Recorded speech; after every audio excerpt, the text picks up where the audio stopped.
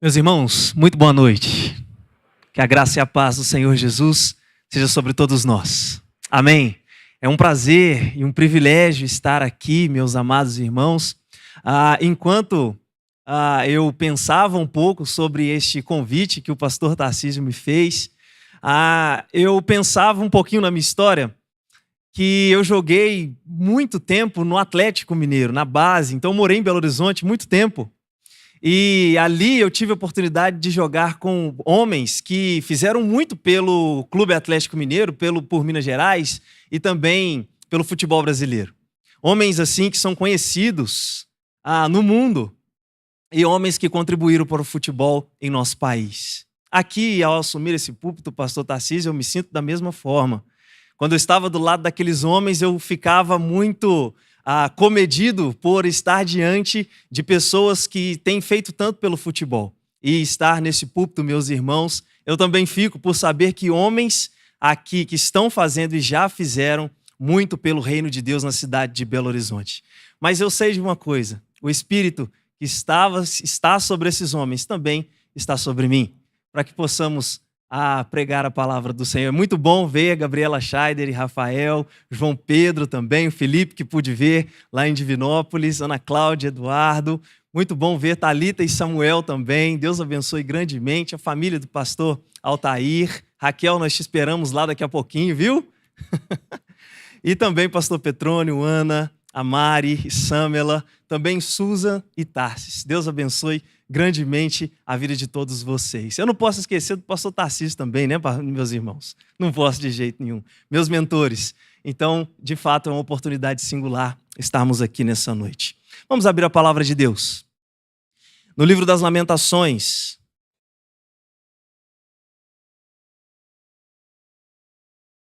Lamentações, capítulo 3. E nós leremos do verso 21 ao verso 25.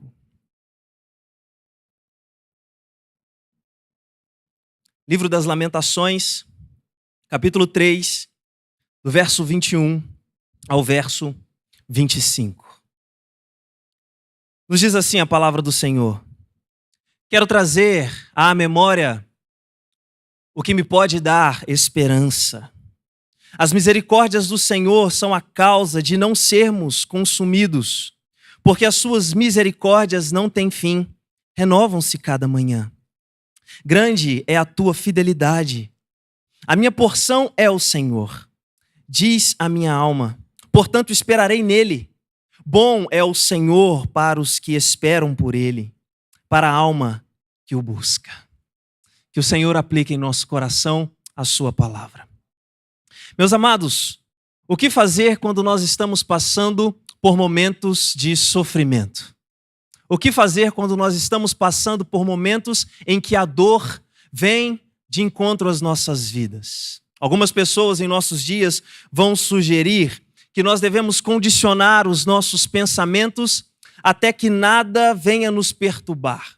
Isso é uma solução tanto quanto contraditória, porque, como estoicos, talvez nós deixamos a vida seguir o seu curso, mas quando nós condicionamos o nosso pensamento para que nada venha nos perturbar, isso pode funcionar até o momento em que outro sofrimento, outra dor venha às nossas vidas. Então nós entramos num ciclo de condicionamento do pensamento.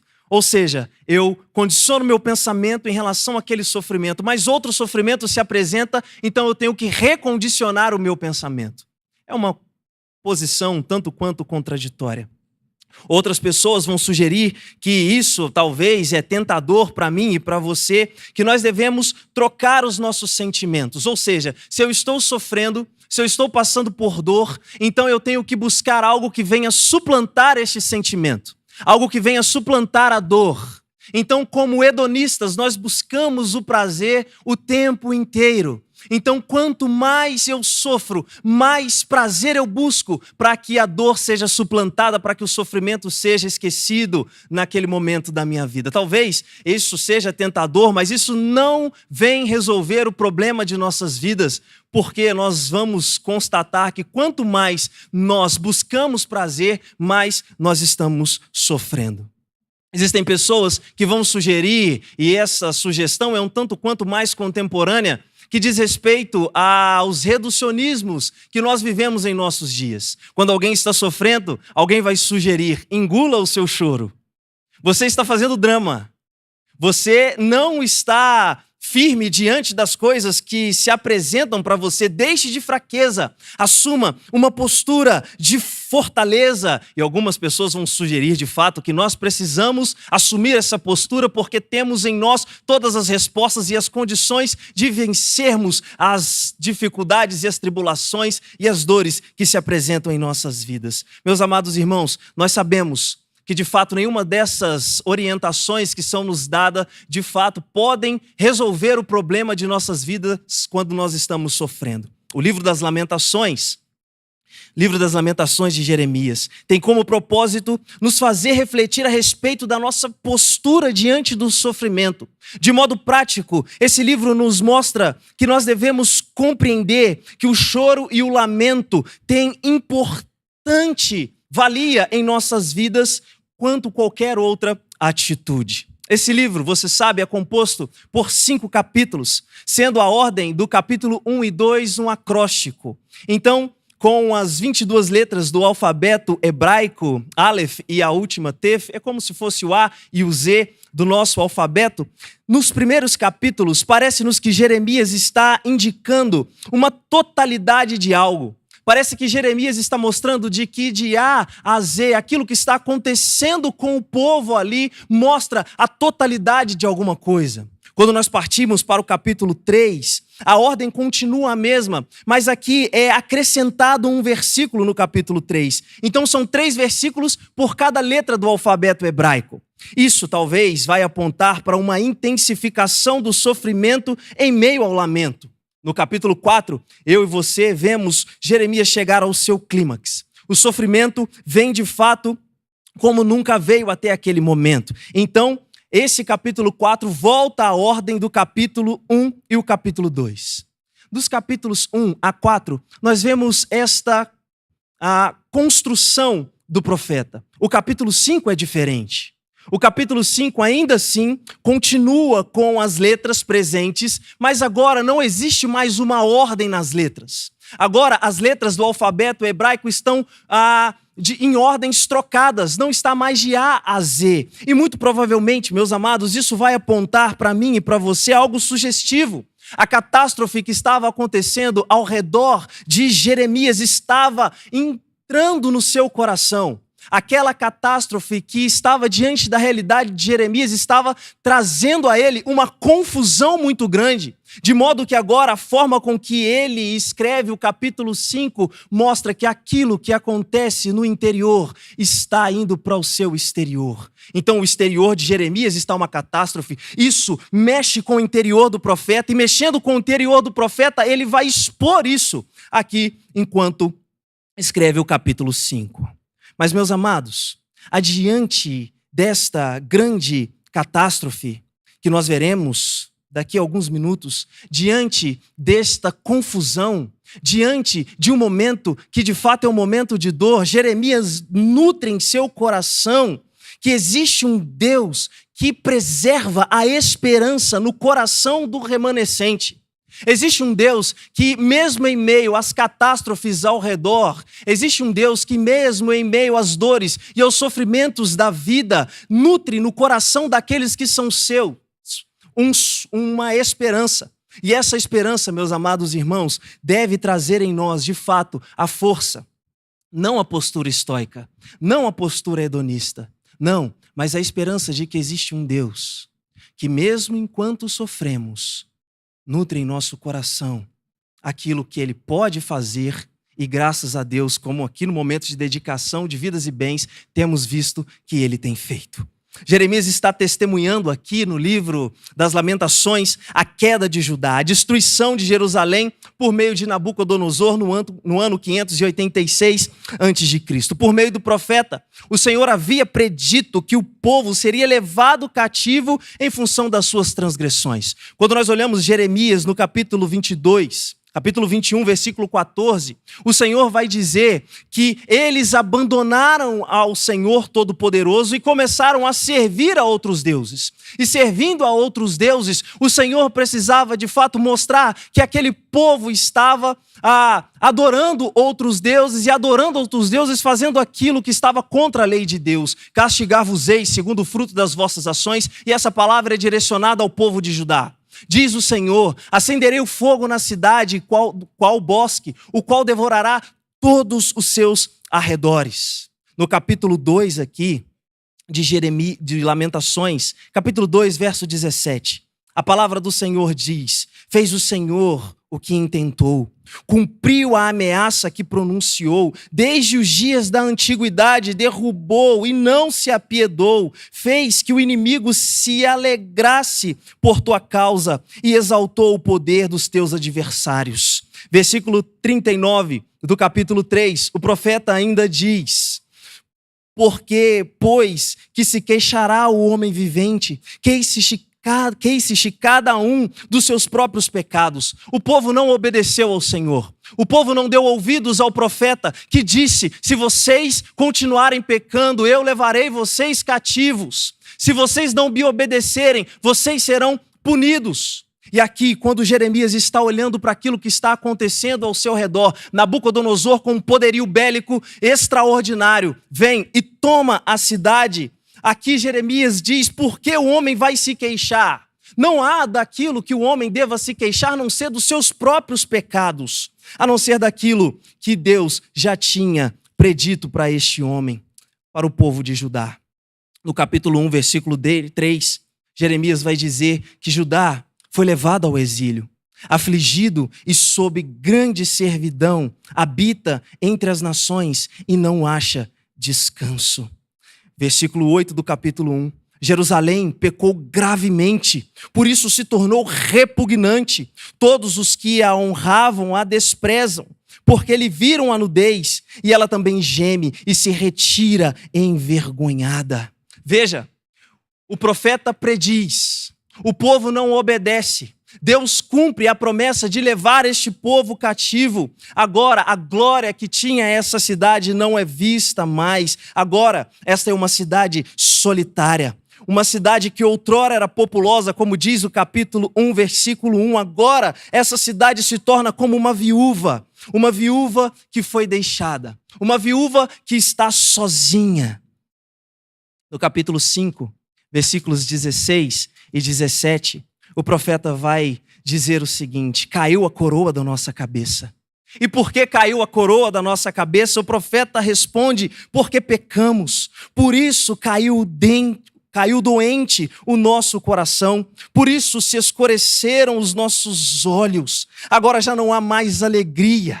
Agora o povo que outrora estava pecando não vê mais a satisfação, o gozo de estar na presença do Senhor, porque desobedeceu a Deus. Mas Jeremias não é aquele que olha para o povo de cima para baixo, de modo nenhum. Jeremias olha para o povo na horizontal, ele não exime a sua culpa. Jeremias sabe que também o seu pecado também levou Deus a fazer aquilo que estava fazendo com o povo neste momento. Então veja, no capítulo 1, versículo 14, a palavra de Deus vai nos mostrar, Jeremias: o jugo das minhas transgressões está atado pela sua mão. Elas estão entretecidas, subiram sobre o meu pescoço. Ele abateu a minha força, entregou-me o Senhor nas mãos daqueles contra os quais não posso resistir. No verso 18, Jeremias vai dizer: justo é o Senhor, pois me rebelei. Eu me rebelei contra o Senhor, me rebelei contra a sua palavra. Ouvi todos os povos e vede a minha dor. As minhas virgens, os meus jovens foram levados para o cativeiro. Verso 22, venha toda a sua iniquidade à tua presença, fazer-lhes como fizestes a mim, por causa de todas as minhas prevaricações, porque os meus gemidos são muitos e o meu coração está desfalecido. Jeremias sabe que ele também é passível de culpa. As suas ações também levaram o povo a sofrer aquilo que estava sofrendo. Mas Jeremias aqui compreende, meus amados, que tudo o que está acontecendo não é aleatório. Tudo o que está acontecendo vem da soberana e da potente mão do Senhor, que precisa reagir ao pecado do povo. O nosso Deus é santo. O nosso Deus, como cantamos, é santo, santo e santo. Então, de frente do pecado, Deus não pode deixar de puni-lo. Deus precisa agir. E aqui Jeremias sabe que toda aquela catástrofe vem das mãos soberanas do Senhor. É por isso que quando nós olhamos para o capítulo 1, versículo 2, Jeremias diz que a cidade agora está chorando. Jeremias diz que as lágrimas correm na face daqueles que habitam a cidade. No versículo 4, diz que os caminhos do Sião estão de luto, porque não há quem venha à reunião solene, todas as suas portas estão desoladas, os seus sacerdotes gemem, as suas virgens são tristes e ela mesmo se acha amargurada. Jeremias sabe que é o Senhor que tem intentado todas essas coisas. É por isso que no capítulo 2, verso 2, ele vai dizer: devorou o Senhor todas as moradas de Jacó e não se apiedou. Derrubou do seu furor as fortalezas da filha de Judá, lançou por terra e profanou os reinos e os seus príncipes. No furor da sua ira, cortou toda a força de Israel e retirou a sua destra. Versículo de número 5, tornou-se o Senhor como inimigo, devorando Israel, devorou todos os palácios, destruiu as suas fortalezas e multiplicou na filha de Judá pranto e lamentação. Verso 7, rejeitou o Senhor o seu altar e detestou o seu santuário, entregou nas mãos do inimigo os muros dos seus castelos, deram gritos na casa do Senhor como em dia de festa. E o verso 8 diz: intentou o Senhor destruir o muro da filha de Sião e estendeu o cordel e não retirou a sua mão destruidora, fez gemer o antemuro e o muro, e eles estão juntamente enfraquecidos. Jeremias sabe que aquilo que ele estava passando e o povo estava passando, sim, por consequência dos seus pecados, vinha da mão do Senhor. O Senhor tinha permitido Nabucodonosor, com todo o seu exército, entrar em Jerusalém e destruir tudo que ali estava. O povo não obedeceu ao Senhor, o povo não obedeceu à lei do Senhor e pecou contra o Senhor. As implicações, meus amados, desta ação do Senhor na visão do profeta é a solidão, como vimos. Agora a cidade que outrora era populosa está solitária. No capítulo 2, verso 10, o profeta diz: sentados em terra se acham silenciosos os anciãos da filha de Sião, lançam pó sobre a cabeça, cingidos de cilício. As virgens de Jerusalém abaixam a cabeça até o chão. Todos agora sentem-se solitários. O choro faz parte da rotina daqueles que estão ali em Jerusalém. Por estas coisas choro eu. Os meus olhos se desfazem em lágrimas, em águas, porque se afastou de mim o Consolador, que devia restaurar as minhas forças. Os meus filhos estão desolados, porque prevaleceu contra o inimigo. Solidão, choro, talvez sejam coisas com as quais você se identifica nessa noite. Talvez sejam coisas com as quais você está passando nessa noite. Mas ainda Jeremias trata de algo, ou de algumas coisas que estavam acontecendo ali. Por exemplo, a fome. Capítulo 4, versículos 4 a 5, a palavra de Deus nos diz: a língua da criança que mama fica apegada pela sede. Ao céu da boca os meninos pedem pão, e ninguém há que lhe dê. Ninguém. As crianças estão com fome, os que se alimentavam de comidas finas desfalecem nas ruas. Os que se criaram entre escarlata se apegam aos monturos. Tudo está diferente, tudo está como não deveria estar. O profeta está mostrando a realidade terrível que estavam vivendo ali naquele momento. Capítulo 2, verso 20, o profeta clama ao Senhor dizendo: vê, ó Senhor, e considera o que fizestes assim, onde as mulheres comeram o fruto de si mesmas, as criancinhas do seu carinho.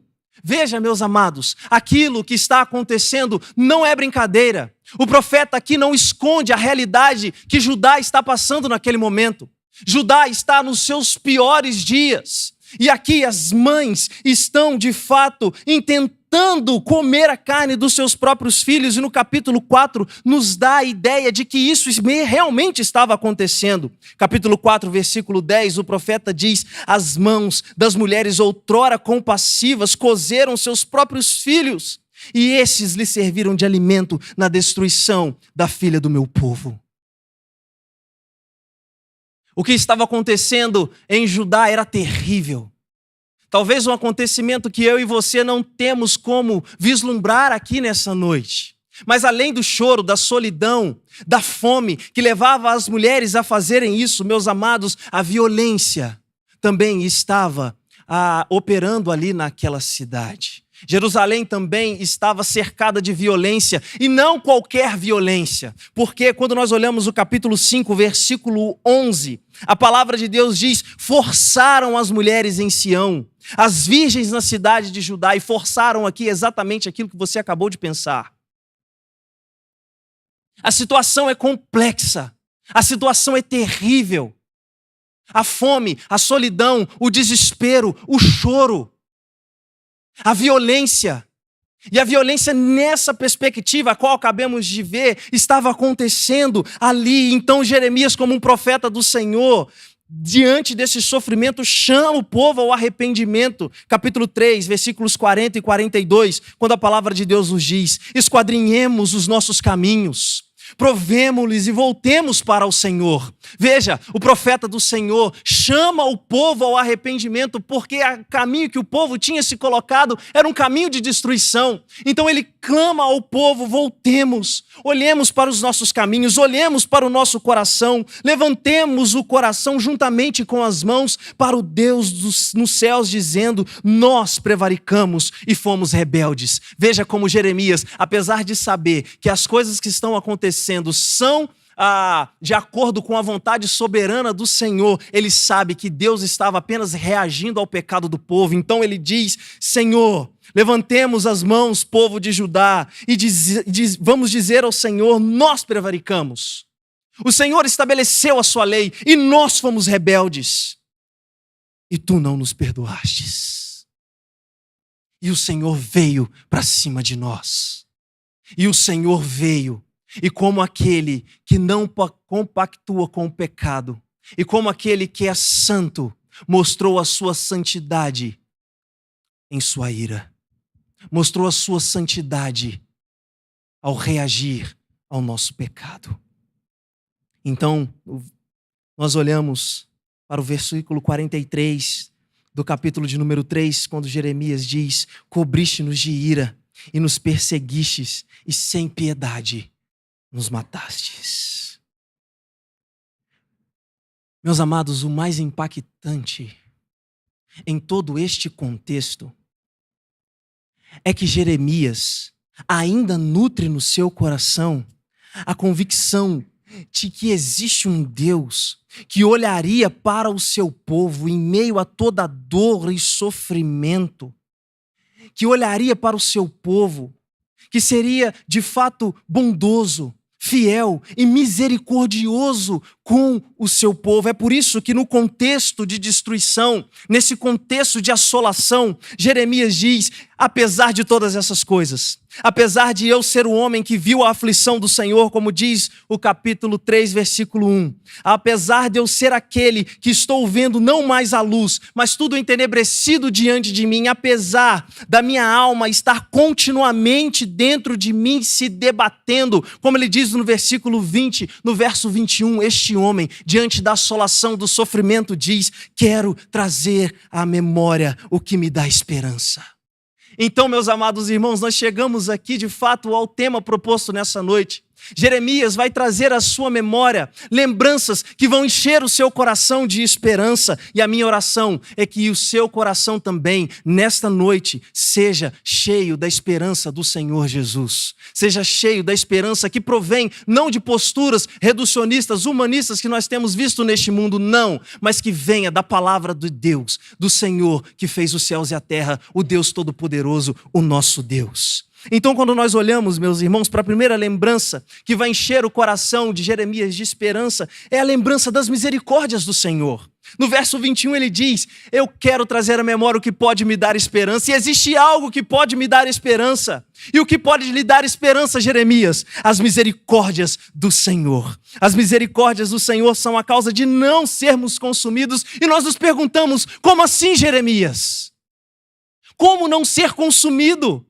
Como assim, Jeremias? Nós olhando para trás e nos perguntamos: Jeremias, a cidade está sendo consumida, as mulheres estão sendo consumidas, os filhos estão sendo consumidos, a paz está sendo consumida. Como assim, Jeremias? Como você pode, de fato, recordar de algo que faz com que a gente não seja consumido, se diante de nós a realidade está sendo consumida? Então, Jeremias, não olhando para a realidade que está diante dele, mas olhando para a realidade que é sustentada pelo Deus, que é o contexto dessa realidade, o Deus que nós interpretamos essa realidade, encontramos as respostas para a nossa aflição. Jeremias faz isso. Ele não olha para as aflições. Ele não olha para aquilo que está acontecendo, ele olha para Deus. Então ele diz: as misericórdias do Senhor são a causa de não sermos consumidos. Ele muda a sua perspectiva aqui e decide concentrar-se naquilo que encheria o seu coração de esperança. Meus amados, a realidade pode se apresentar dura diante de nós.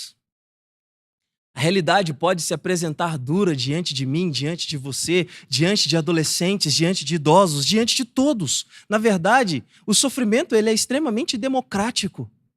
O sofrimento não contempla classe social, cor da pele, idade. Não, o sofrimento vem para todos.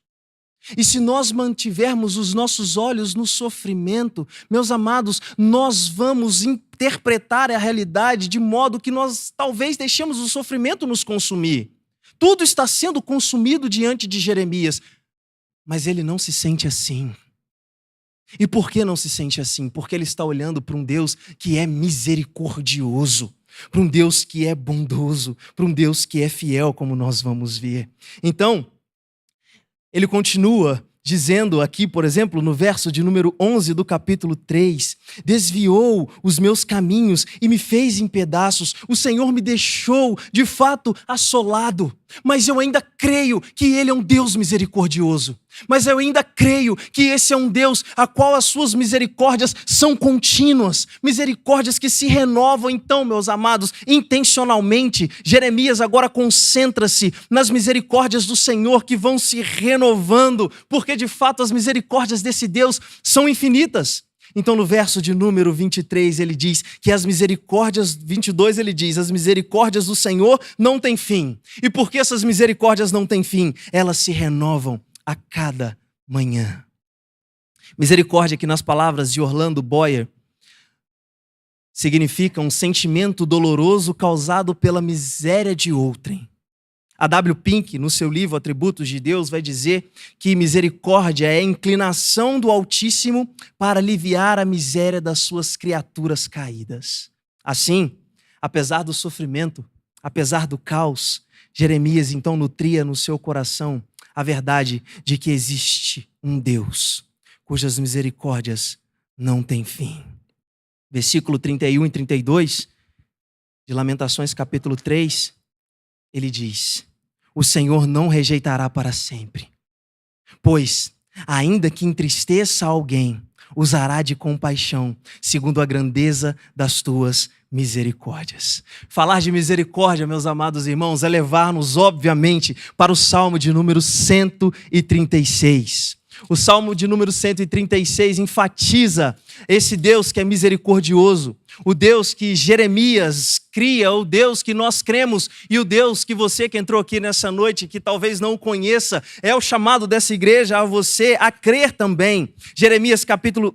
Salmos capítulo 136, versículo 1, a palavra de Deus nos diz: rendem graças ao Senhor, porque Ele é bom e porque a sua misericórdia dura para sempre. Rendei graças ao nosso Deus, ao Deus dos deuses, porque a sua misericórdia dura para sempre. Rendei graças ao Senhor dos senhores, porque a sua misericórdia dura para sempre. Ao único que opera grandes maravilhas, porque a sua misericórdia dura para sempre. Aquele que com entendimento fez os céus, porque a sua misericórdia dura para sempre. Aquele que estendeu a terra sobre as águas, porque a sua misericórdia dura para sempre. Aquele que fez grandes luminares, porque a sua misericórdia dura para sempre. O sol para presidir o dia, porque a sua misericórdia dura para sempre. A lua e as estrelas para presidirem a noite, porque a sua misericórdia dura para sempre. Aquele que feriu o Egito nos seus primogênitos, porque a sua misericórdia dura para sempre. Aquele que tirou Israel do meio deles, porque a sua misericórdia dura para sempre. Com mão poderosa e braço estendido, porque a sua misericórdia dura para sempre. Aquele que separou em duas partes o mar vermelho, porque a sua misericórdia dura para sempre.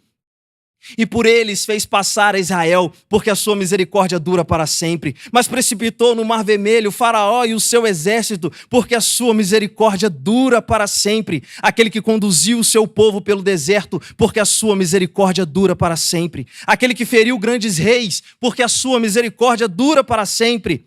E tirou vida de famosos reis, porque a sua misericórdia dura para sempre. A Seom, rei dos amorreus, porque a sua misericórdia dura para sempre. E a Og, rei de Bazã, porque a sua misericórdia dura para sempre. Cujas terras deu herança, porque a sua misericórdia dura para sempre. Em herança a Israel, seu servo, porque a sua misericórdia dura para sempre. A quem se lembrou de nós em nosso abatimento, porque a sua misericórdia dura para sempre. E nos libertou dos nossos adversários, porque a sua misericórdia dura para sempre, e dá alimento a toda a carne, porque a sua misericórdia dura para sempre. Ó, tributai louvores ao Deus dos céus, porque a sua misericórdia dura para sempre. Louvado seja Deus.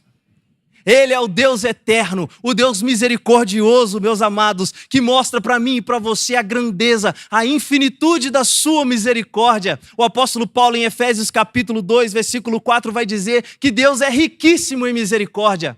A misericórdia dele não acaba.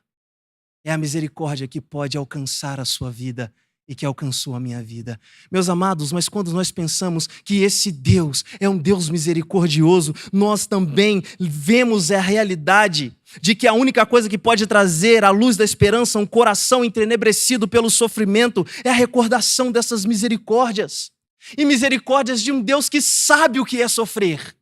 Um Deus que está conosco, mas um Deus que não é alheio ao nosso sofrimento. Um Deus que sabe o que é sofrer. Esse é o Deus a qual eu sirvo, o Deus a qual você serve. Porque se de fato misericórdia é Deus punindo de fato o homem, como nós vimos aqui, mas em sua misericórdia ele sente a miséria da sua criatura, isso nos leva para a cruz. Porque enquanto Deus punia o pecado da humanidade, ele sentia. Enquanto Deus punia o seu filho na cruz, ele sentia a punição dos nossos pecados. É por isso que o filho na cruz exclama: Deus meu, por que me desamparastes? Então o Deus que é misericordioso é o Deus que de fato se identifica com você, e porque se identifica com você pode trazer esperança ao seu coração. Em segundo lugar, a fidelidade do Senhor é a lembrança que traz esperança ao coração de Jeremias. O contexto é caótico, mas Jeremias de fato está se lembrando da fidelidade e faz uma confissão pequena no versículo 23, grande é a tua fidelidade. Ou seja, é um Deus misericordioso, mas também é um Deus fiel. Jeremias sabia que o reino jamais teria fim. É por isso que Jeremias olha para a destruição do povo e sabe que Deus não destruiria, porque Deus prometeu que o reino jamais teria fim. Judá não poderia ser destruído. Judá não poderia ser extinto. Então, no capítulo 5, versículo 19, a palavra de Deus diz de Lamentações: Tu, Senhor, reinas eternamente, o teu trono subsiste de geração em geração. Por que te esquecerias de nós para sempre? Por que nos desampararias por tanto tempo? Jeremias sabia que o reino não seria destruído, porque se o reino fosse destruído, o Messias não viria. Então isso trazia, de fato, esperança ao coração de Jeremias. Então ele declara: grande é a tua fidelidade. Deus é fiel. Esperar na fidelidade do Senhor deu ao profeta algo que o caos jamais poderia destruir: o próprio Deus. Verso de número 24 do capítulo 3, Jeremias vai dizer: a minha porção é o Senhor, Ele é a minha herança. Diz a minha alma, portanto, a minha esperança está nele, eu esperarei nele. O caos, a dor, o sofrimento não anulam a fidelidade de Deus, porque Ele jamais deixou de cumprir as suas promessas. A fidelidade do mundo varia conforme as necessidades, mas Deus é fiel. E ser infiel negaria a sua essência. Jeremias sabia que o Senhor nunca erra, falha ou deixaria de cumprir a sua palavra. O Senhor é fiel a qualquer promessa ou qualquer profecia que por meio da boca dos seus santos profetas Ele proferiu. Ele faz valer cada uma das suas palavras. O Senhor não é filho do homem para que minta. Nós sabemos disso. A Escritura revela isso para nós. E a pergunta que nós fazemos é: o que o Senhor prometeu ao seu povo? O Senhor prometeu o Messias e o Messias veio. O Senhor prometeu que Jesus Cristo, ungido do Senhor, viria a este mundo para redimir homens e mulheres do pecado, e Ele veio. Mas o Senhor ainda promete algo para mim e para você. O Senhor, por sua palavra, nos promete paz, nos promete satisfação, nos promete providência, nos promete proteção, e eu e você somos testemunha de que Ele tem cumprido as suas promessas. Nós estamos aqui. Nós estamos aqui de pé. Nós estamos aqui firmes. Nós estamos aqui, de fato, diante do Senhor, porque Ele tem sido fiel. E, sobretudo, Ele salva e continua salvando aqueles que têm fé em Jesus Cristo. Mas Jeremias ainda se lembra da bondade do Senhor. Verso 25, bom é o Senhor para os que esperam por Ele, para a alma que o busca. Nesta pequena declaração, o profeta e também poeta mostra em sua absoluta perfeição a perfeição de Deus. A sua sentença expõe que a bondade de Deus não é derivada de algo ou alguém. Deus é bom em si mesmo. Não são as circunstâncias que determinam a bondade de Deus. Deus é bom. Mas, Igor, como assim Deus é bom? Veja o que está acontecendo. Veja como o povo está sofrendo. Veja como tudo está acontecendo de modo caótico. Nós olhamos para a bondade do Senhor por causa das suas misericórdias. Ele sabe o que é sofrer enquanto nós estamos sofrendo. Nós olhamos para a bondade do Senhor representada também em sua fidelidade. Ele cumpre e Ele promete. Deus estava punindo o seu povo e, de fato, precisava punir, mas Ele deu escape ao seu povo. Mas Ele orientou o seu povo, de modo que esse povo foi cuidado até o dia de Jesus Cristo. Por isso, meus amados, a pergunta que nós fazemos é: como exercitar as nossas mentes para que lembremos constantemente da bondade do Senhor em meio ao sofrimento? Talvez você conheça uma das canções que tem sido muito cantadas em nossos dias. Te amo, Deus, tua graça nunca falha, todos os dias tua presença me conforta, desde quando me levanto até eu me deitar, eu cantarei. De quê? Fazendo isso, nós nos lembramos da bondade de Deus. Cantando, orando, lendo a sua palavra, estando com os irmãos no culto, nos pequenos grupos, nós nos lembramos da bondade de Deus. Então, o que fazer quando nós estamos passando por sofrimento? Chorar. Chorar. Às vezes nós não queremos explicações, nós queremos chorar. Lamentar, como é a proposta deste livro, mas se lembrar que existe um Deus misericordioso, fiel e bondoso, e que os seus atributos, estes que nós estamos vendo pela boca de Jeremias, são revelados na cruz e consumados na ressurreição. Esta é certamente uma lembrança que encherá o meu, encherá o seu coração de esperança. Que Deus, pois, nos abençoe.